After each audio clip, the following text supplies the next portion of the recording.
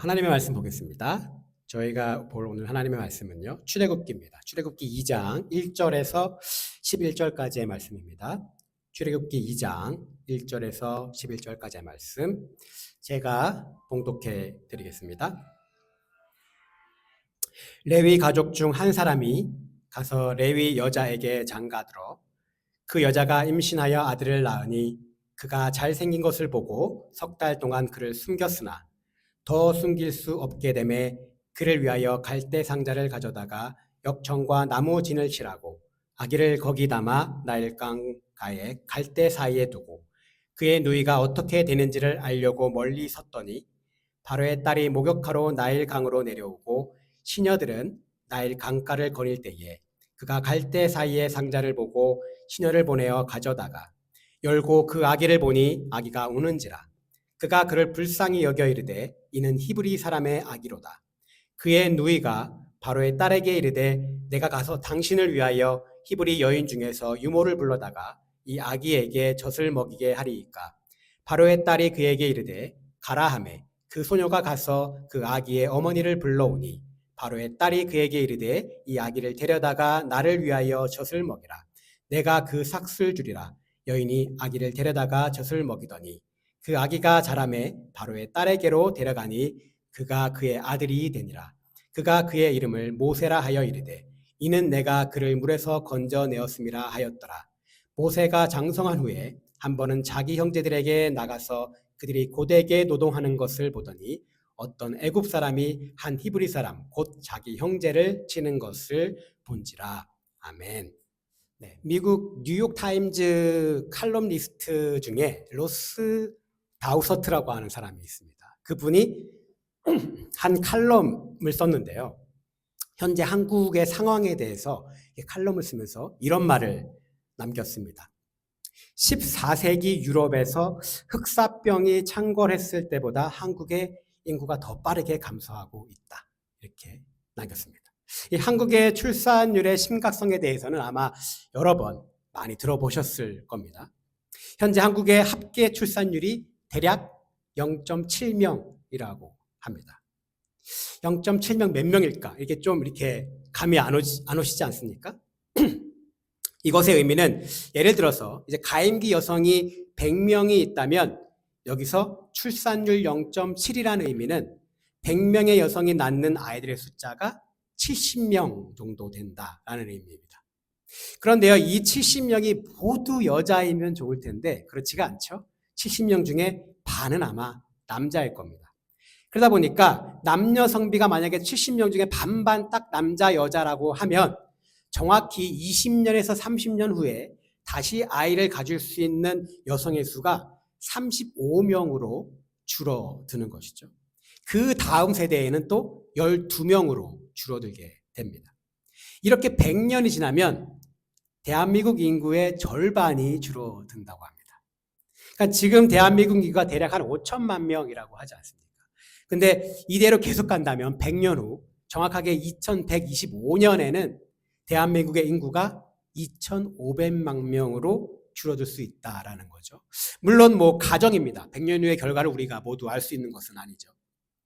그러나 이러한 현실을 요즘 그 한국에 있는 초등학생을 둔 부모들은 아주 절실하게 피부로 느낀다고 합니다. 제가 초등학교 다닐 때만 해도 한 반에 대략 한 50명의 학생이 있었거든요. 지금은 한 반에 20명이 넘지 않는다고 합니다. 엄청나게 많이 줄은 거죠. 실제로 반반을 못 채워서 한 학년이 아예 없는 학교들도 있다고 하고요. 또 문을 닫는 학교들도 많다고 합니다. 실제로는 지금 현재로서 많은 사람들이 인구의 절감을 줄어들고 있다는 것을 체감하지 못하고 있지만 이미 지금 인구 감소는 급속도로 진행되고 있다는 것이죠. 그래서 그럼 우리가 살고 있는 이 미국의 출산율은 얼마일까? 갑자기 궁금해졌습니다. 미국은 좀 나은가? 그래서 제가 한번 찾아봤어요. 미국의 출산율이 어느 정도 될 것 같으세요? 추측하기로. 이 CDC의 발표에 따르면 2024년 기준으로 1.62명이라고 합니다. 미국의 출산율도. 한국에 물론 2배가 넘는 숫자이기는 하지만 이 수치는 지금 미국 역사상 가장 낮은 최저의 출산율이라고 합니다. 미국도 지금 심각한 거죠. 보통 인구의 이런 유지를 위해서 인구율을 유지하기 위해서는 이 마지노선이 2.1명이라고 합니다. 2.1명. 그게 돼야 지금 저희 인구가 유지가 된다라는 것이죠. 미국도 2008년도까지만 2.0명이었고 그때부터 자꾸 줄어들어서 지금 현재 1.6명까지 내려왔다고 합니다.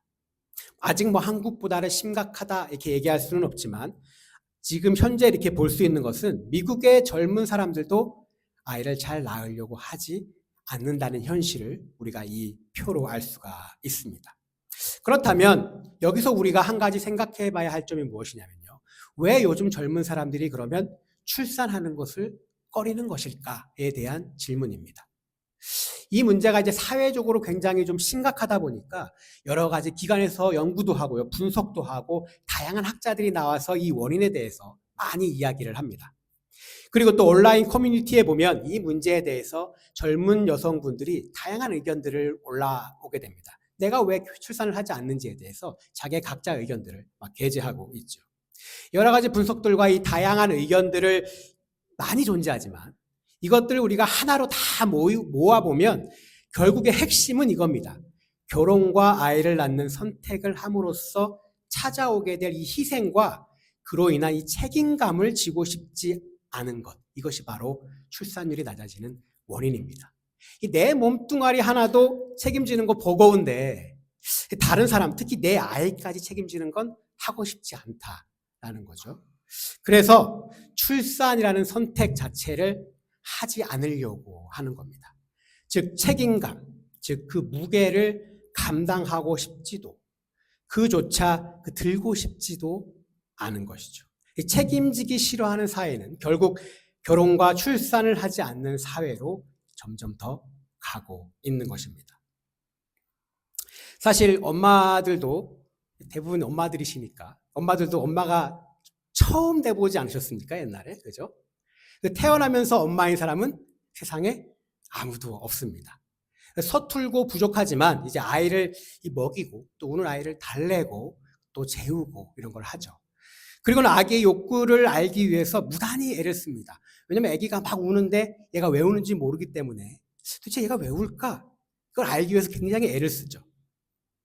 하지만 분명한 것은 엄마도 사람인지라 가끔은 아기를 키우다 보면 울컥하기도 하고요. 화도 나기도 하고 이 아이를 그냥 놓아버리고 싶다 이런 마음이 들 때가 있고요. 현실 타격이라고 그러죠. 현타가 온다 이렇게 찾아올 때가 있습니다. 그럼에도 그 모든 감정과 상황을 버리지 못하는 것은 바로 무엇입니까? 내 아이에 대한 사랑 그것이기도 하지만 분명한 것은 아이에 대한 책임감 그것 때문에 그렇게 하지 못하는 것이죠. 과연 내가 이 아이를 참 잘 키울 수 있을까? 과연 내가 이 아이를 독립할 때까지 먹고 입히고 재우고 건강하게 잘 책임질 수 있을까? 아기를 낳기 전에도 아기가 태어난 후에도 부모로서 늘 고민하는 문제 아닙니까? 이 정상적인 엄마라면 이 자기 자식을 사랑하지 않는 사람은 아마 이 세상에 존재하지 않을 겁니다. 즉 부모가 된다는 것에 대한 이 두려움은 내 아이를 사랑하지 못할지도 모른다라는 우려에서 오는 것이 아니라 그 두려움은 내가 이 아이를 책임지지 못하지 않을까라고 하는 그 우려에서 사실은 그 두려움이 찾아오는 것이죠. 우리가 재미삼아 종종 하는 질문이 있습니다. 만약에 내 배우자랑 부모 혹은 내 자녀와 부모가 물에 빠졌을 때 너는 누구부터 구할래? 이런 질문 많이 해보셨죠? 여러분 누구부터 구하실 겁니까? 누구부터 구하실 건가요? 둘 다는 못 구하고 한 명만 구해야 됩니다. 한 명만. 이 사람에 따라, 그죠? 상황에 따라 아마 답은 좀 다 다를 것 같아요. 그러나 이 정신의학과에서는 이 질문에 대한 정답이 있다고 합니다. 정답이 무엇일까요? 이 정신의학과 의사들의 이 답에 의하면 과연 누구를 구해야 할까요? 정답은 바로 배우자와 자기 자녀를 구해야 한다고 합니다. 부모와 배우자가 빠졌을 때는 배우자를, 부모와 자녀가 물에 빠졌을 때는 자녀를 구해야 한다고 합니다. 이게 정답이라고 합니다. 물론 부모님 입장에서는 뭐 서운할 수도 있을지도 모르겠습니다. 뭐 제가 이렇게 답했다고 해서 저희 어머니가 항상 설교를 맨날 들으시거든요. 저 호로 자식 저거 자기 엄마를 안 구하고 네 자식들을 구한다 이렇게 생각할 수도 있겠지만 네, 제 답이 아니고 정신과적으로 답이 있다는 것이죠. 이게 바로 어른이라면 그렇게 해야 된다라고 말합니다. 어른이라면. 왜냐하면요. 내가 선택을 했으면 그 선택에 대한 책임을 지는 것이 바로 어른이다라는 것이죠. 내 부모를 내가 선택한 적은 없습니다. 내 자녀들도 나를 부모로 선택한 적이 없죠. 그러나 내 배우자는요. 제가 선택했습니다. 그죠? 내 자녀들도 제가 선택했습니다. 그러면 내가 책임져야 한다라는 겁니다. 그게 어른이다. 그게 바로 이 정신의학적인 기본 골조라고 합니다. 이 아이를 낳고 기를 때 힘든 거는 이 본인의 선택이기 때문에 본인이 감당을 해야 된다라는 거죠. 아이 때문에 힘든 게 아니고 내가 아이를 낳는 선택을 했기 때문에 그게 힘든 거다라는 것이죠. 그 선택에 대한 책임, 그것은 바로 우리가 져야 한다는 것이고 그게 바로 어른이라는 겁니다. 즉 그 책임감, 그 무게를 견딜 수 있는, 그 무게를 감당해낼 수 있는 사람만이 참 부모가 될 수 있고 부모의 책임감이 아이를 양육하는 데 있어서 무엇보다도 가장 중요한 요소가 된다라는 것이죠. 그리고 사실 이 책임감에 관련해서는 저와 같은 이 아빠보다는 엄마들이 더 잘 감당해내는 것 같습니다. 제가 가끔씩 이제 뭐 저희 엄마도 보고 저희 아내도 볼 때마다 느끼는 건데 참 대단하다. 난 저렇게 못할 것 같은데. 대부분의 아빠들이 좀 그런 경향이 있죠. 이게 아빠의 잘못이 아니고요. 우리가 남자들이 타고나기를 그렇게 타고나서 그렇습니다. 하나님이 그렇게 창조를 하셨어요. 믿음의 위인을 키운 이 경건한 어머니들, 참 위대한 사람인 이 위대한 사람은 어머니가 만든다. 이런 같은 말을 굉장히 많이 들어보셨죠. 근데 그 반대의 말, 위대한 자녀들은 아버지가 만든다. 이런 거는 아마 많이 못 들어보셨을 겁니다. 훌륭한 사람의 뒤에는 언제나 훌륭한 어머니가 있다라는 말 절대적으로 저도 동의합니다. 아빠들 참 분발해야 될 것 같은데 태생적으로 좀 잘 안 되는 그런 게 좀 있습니다. 그래서 아들 둘에 남편 하나 있으면 보통 어머니들이 뭐라고 합니까? 아들 3명 키운다 이렇게 얘기하죠. 네. 그리고 무엇보다 더 나아가서 이 자녀들의 신앙, 특히 믿음에 있어서는 다른 무엇보다 어머니의 역할이 믿음으로 키우고자 하는 이 어머니의 책임감이 굉장히 중요합니다. 저 역시도 저희 어머니의 신앙을 이어받아서 제가 이렇게 목사가 될 수 있었던 것이죠. 오늘 본문 말씀 출애굽기 2장 1절에서 10절까지의 내용은 이스라엘 백성을 이집트에서 이끌고 가나안 땅으로 이제 인도한 이 모세의 탄생, 그리고 그가 바로의 딸의 아들이 되어 성장하게 되는 과정, 그 과정을 담고 있습니다. 그런데요, 오늘은 이 모세의 이야기가 아닌 자신의 아들을 바로의 딸의 아들로 키울 수밖에 없었던 바로 이 모세의 어머니, 그 어머니에 대한 이야기를 한번 나눠보려고 합니다. 이 성경에서 가장 중요한 인물 하면 여러 명이 생각나겠지만 그 중에 모세, 굉장히 많이 생각나지 않습니까? 이런 모세를 낳고 보호해서 살린 사람, 그게 바로 모세의 어머니인데 사실 모세의 어머니에 대해서는 많이 알려져 있지가 않습니다. 특별히 사람들이 많은 관심을 가지지도 않습니다. 그 이름조차 사실 잘 알려져 있지 않죠.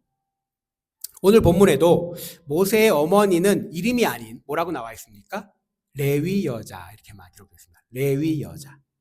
사실 성경의 중요한 인물 중에 어머니가 언급되지 않은 인물들은 굉장히 많습니다. 예를 들어서 다윗의 어머니, 혹시 들어보신 분 계시나요? 다윗의 어머니. 성경에 전혀 기록되어 있지 않습니다. 다윗의 어머니에 대해서. 자, 다니엘의 어머니 들어보신 적 있나요? 아니죠. 다니엘의 어머니도 성경에 전혀 나와 있지 않고요. 언급되어 있지 않습니다.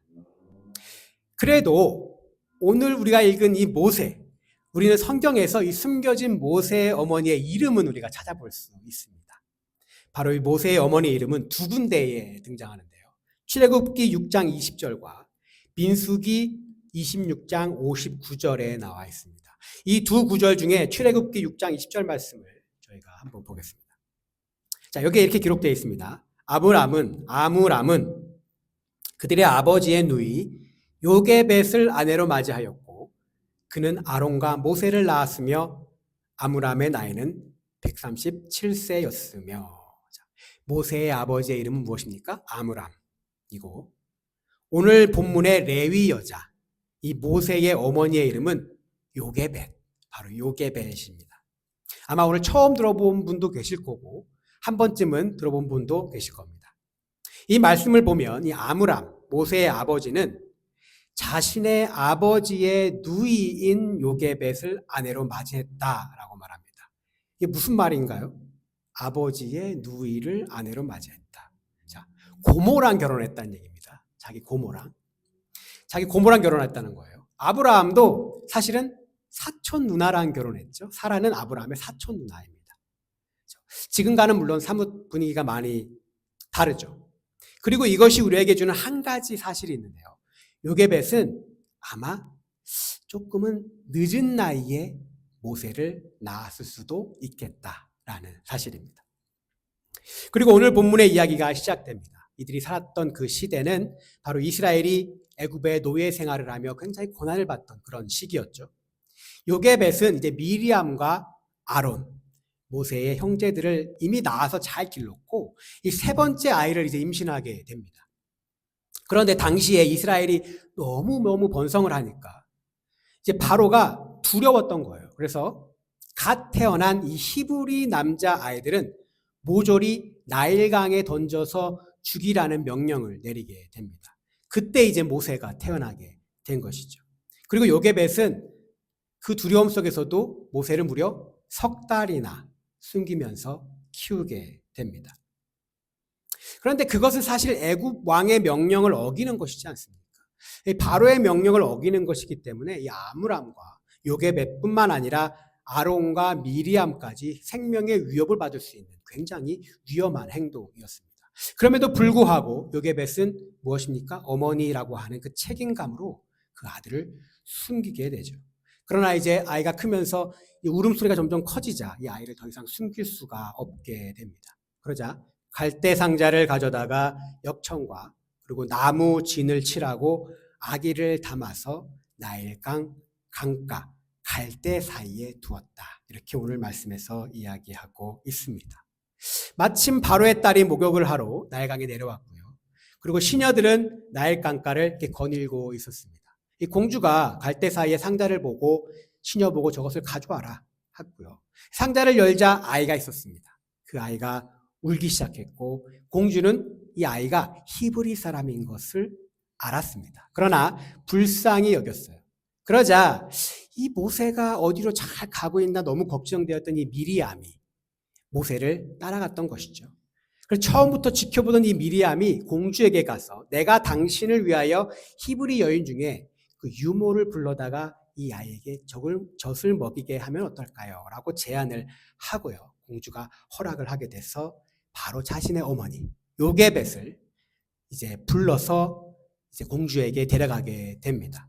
그리고 공주는 요게벳에게 이 아이를 데려다 나를 위하여 젖을 먹이라 내가 그 삭슬 주겠다라고 하였고요. 결국은 요게벳 모세의 친어머니는 무엇이 되었습니까? 유모가 되었습니다. 그리고 그 아이가 자라서 바로의 공주에게 데려가니 공주의 아들이 되었다. 이렇게 오늘 말씀에서 또 말씀하고 계십니다. 이 공주는 아들의 이름을 내가 물에서 건져내었다 하여 모세로 불렀죠. 그리고 이 모세가 성장하여서 하나님의 명령에 따라 이스라엘 백성들을 이집트에서 데리고 나와 가나안으로 이끄는 리더가 되게 됩니다. 그런데요, 사실 오늘 우리가 좀 더 집중해서 봐야 할 본문은 바로 이집트 바로의 딸의 아들로 자라 장성한 이 모세의 모습입니다. 그래서 오늘 본문의 마지막 절인 11절에 그 모습이 나와 있는데요. 한번 보겠습니다.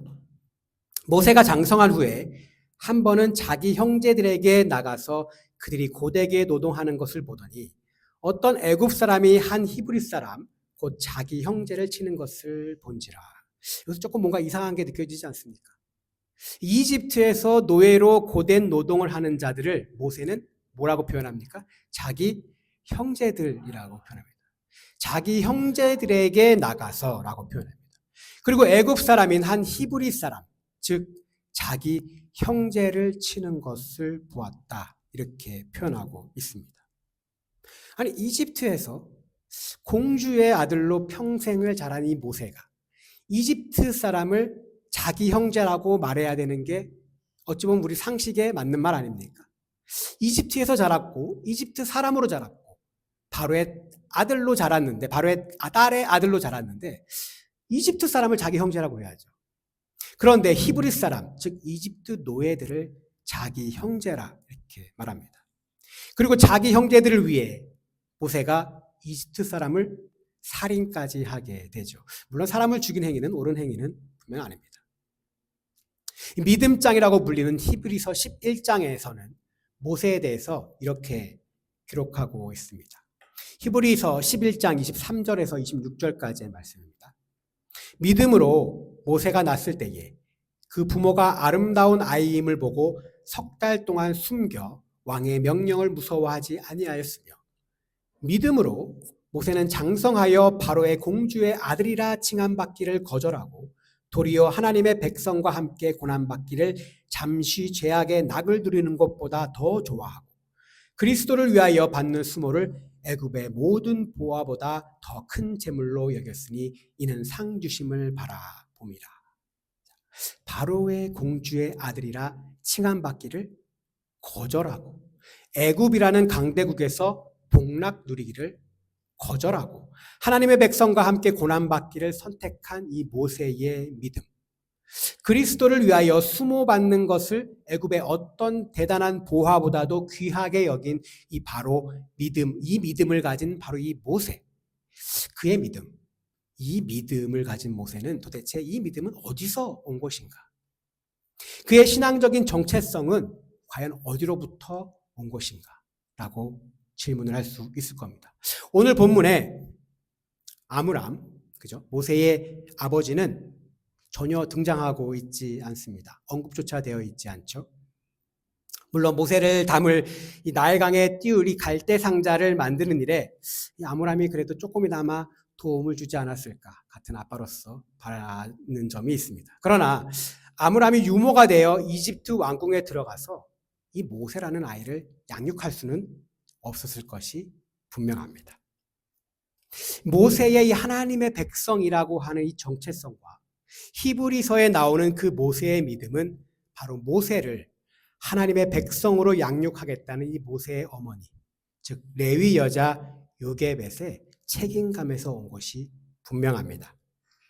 이 요게벳이라고 하는 이 이름의 뜻은 여호와의 영광, 이런 뜻입니다. 여호와의 영광. 그녀의 이름으로 볼 때 분명 그녀의 집안은 하나님을 굉장히 잘 믿고 섬겼던 집안인 것으로 보입니다. 요게벳을 낳고 그 부모는 요게벳을 보며 이 요게벳이 여호와의 영광이다, 이 딸이 여호와의 영광이다라고 이름을 지었기 때문이죠. 그렇게 고백을 했기 때문입니다.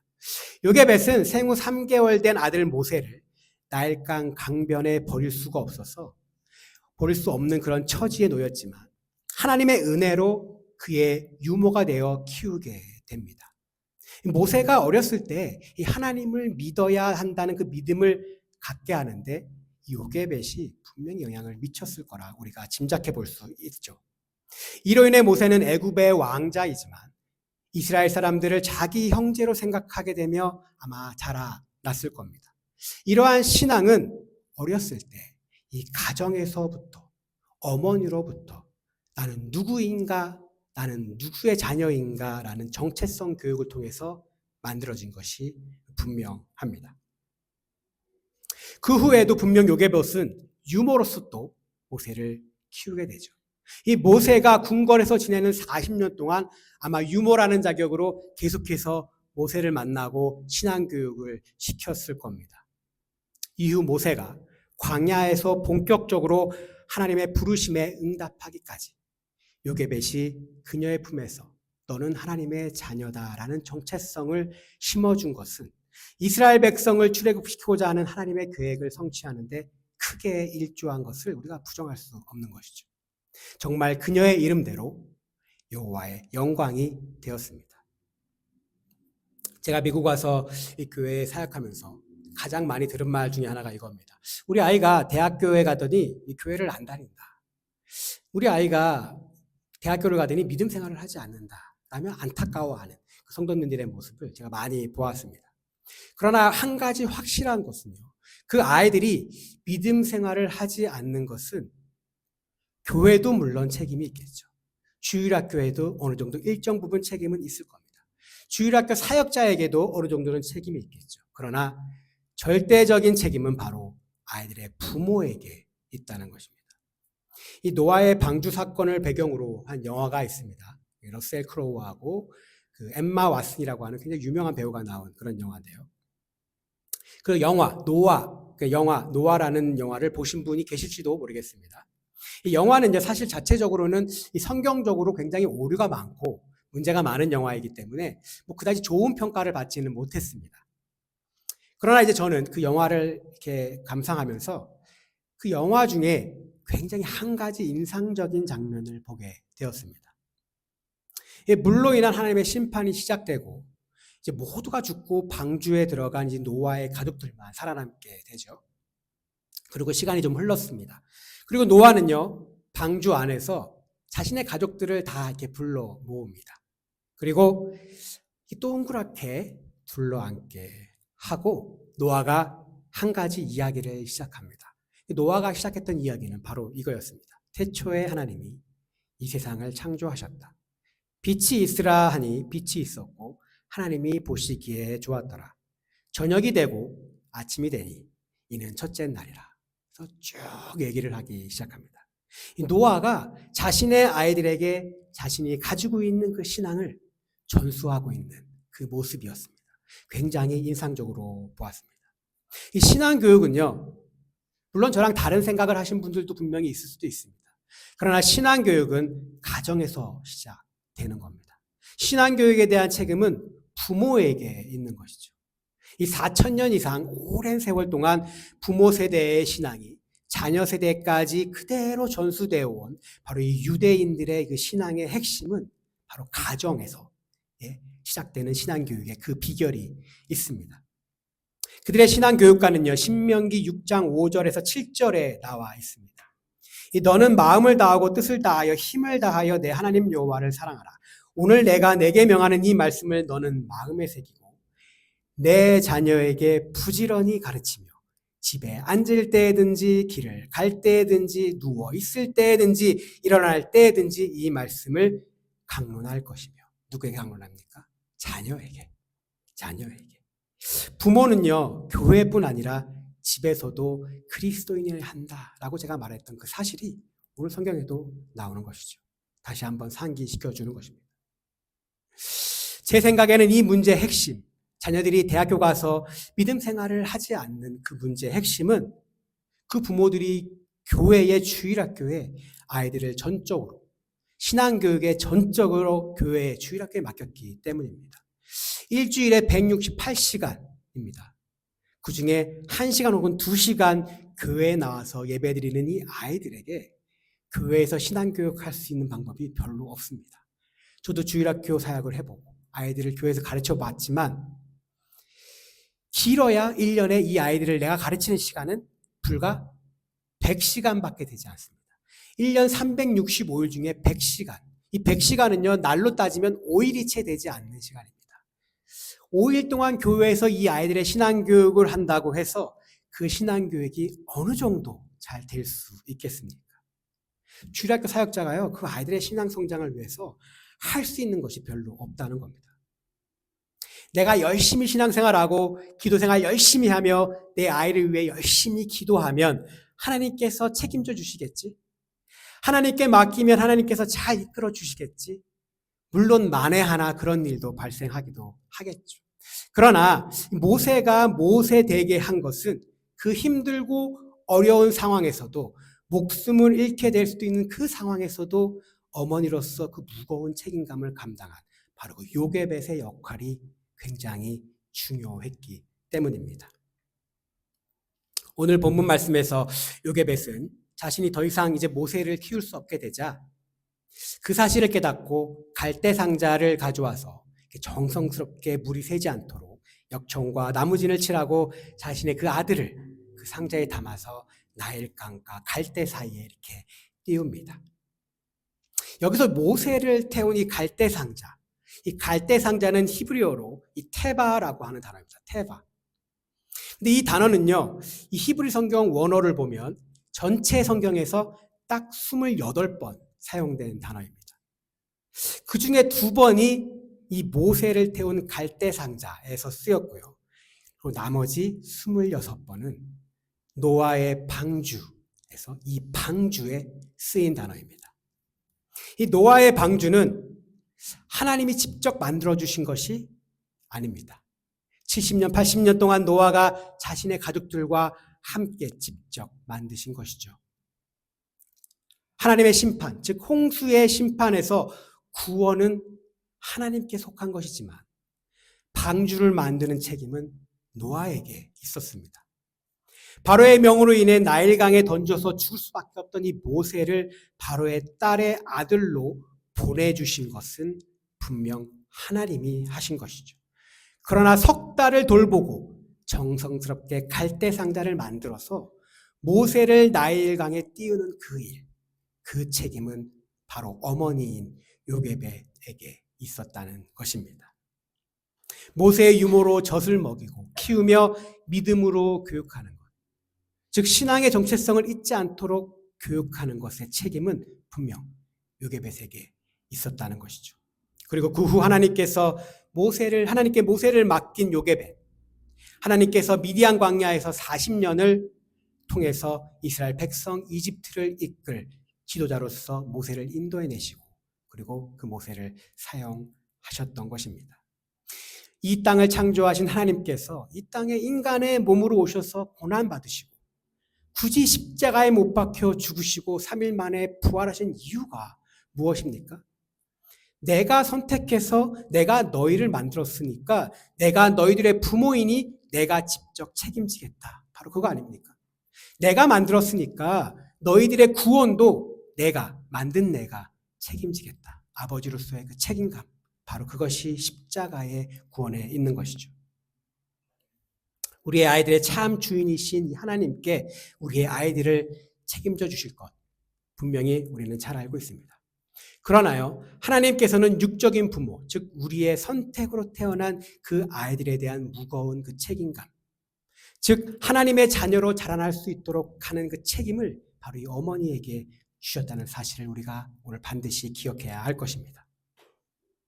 이제 오늘 말씀을 마치려고 합니다. 오늘은 이 땅의 모든 어머니들을 위한 이 어머니 주일이죠. 이 무거운 책임감을 지고 자녀를 하나님의 자녀로 양육했던 그 어머님들, 이미 다 양육하신 분들도 계실 겁니다.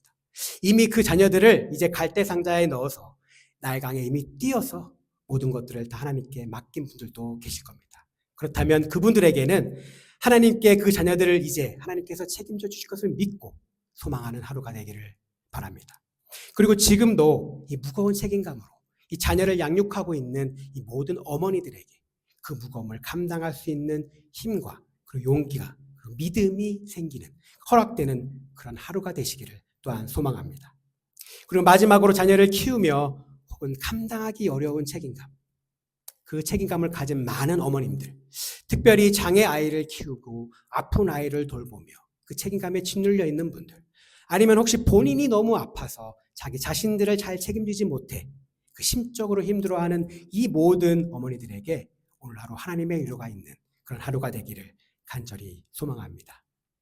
우리 말씀을 생각하면서 기도하기 전에요. 오늘은 우리가 찬양을 부르기 전에 찬양을 부르지 않고 찬양을 한 곡 들었으면 좋겠습니다. 제가 오늘 들려드리고 싶은 찬양은 바로 이 요게벳의 노래라고 하는 찬양입니다. 바로 모세의 어머니의 노래라는 찬양이죠. 이 최에스더라고 하는 어떤 그 사모님이 쓴 이 성경으로 아들 키우기라는 책에서 이 모세의 탄생을 요게벳의 입장에서 본 그 한 페이지 글을 가지고 와서 연평안이라고 하는 이 찬양 사역자가 만든 이 찬양입니다. 6년 전쯤에 나왔는데요. 수많은 이 어머님들의 공감을 사고 유튜브에서 조회수가 무려 1,300만이 넘게 나왔던 그런 찬양입니다. 이 모세를 나일강에 띄워보내는 이 어머니 요게벳의 마음은 어땠을까?